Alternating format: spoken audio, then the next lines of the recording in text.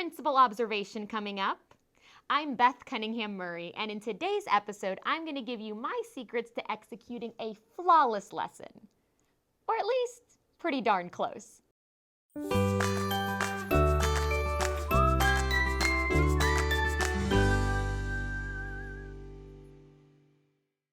Tip number 1, plan. This should be a no-brainer, but let's dive a little bit deeper. If you have an important observation coming up, select a learning objective that you feel really confident in teaching. Be strategic. I understand that a principal might request to see a certain subject area or strategy, but in the 9 years that I've been teaching, there's always been some wiggle room in what learning objective I select for an observation. So choose something that you're confident in and also one that you're confident that your students will do well at. This is not to say that trying out new teaching strategies or techniques is frowned upon. I just wouldn't do it during an observation that was super important. So set yourself up for success with a plan that you're really confident in. Tip number 2, rely on visual cues. This has been my favorite tip that has really served me well for all my formal classroom observations.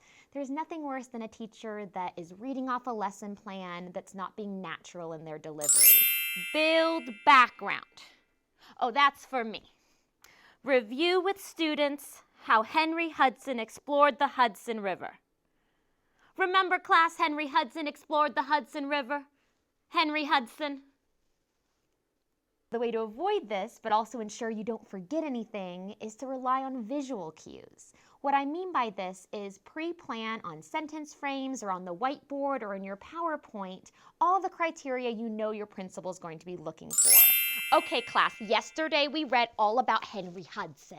Today we're still reading about Henry Hudson, but today our learning objective is we're going to identify key details in the text to determine what is important. So that's what we're thinking about. Which detail is important? Which detail? Having those visual cues already pre-planned for yourself really helps you flow naturally through your lesson. Tip number 3, stay flexible.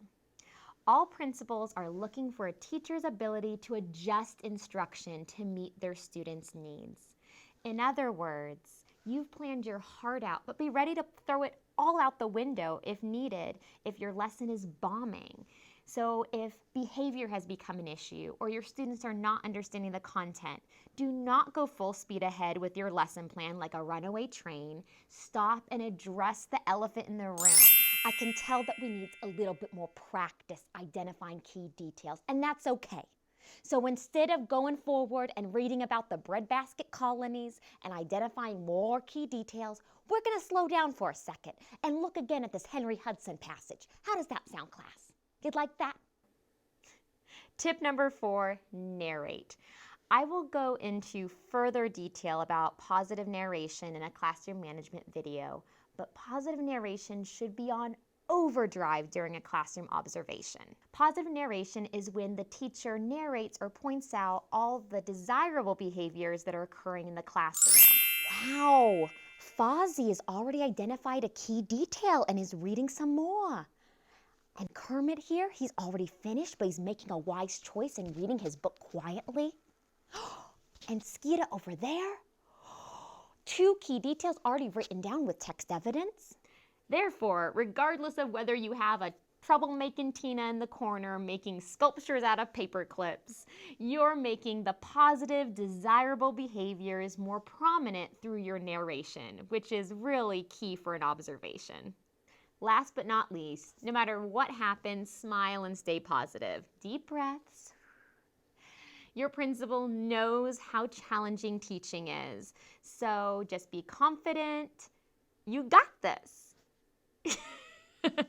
Thank you for watching today's episode. Please remember to subscribe and ring the bell so you can be reminded of brand new content coming out.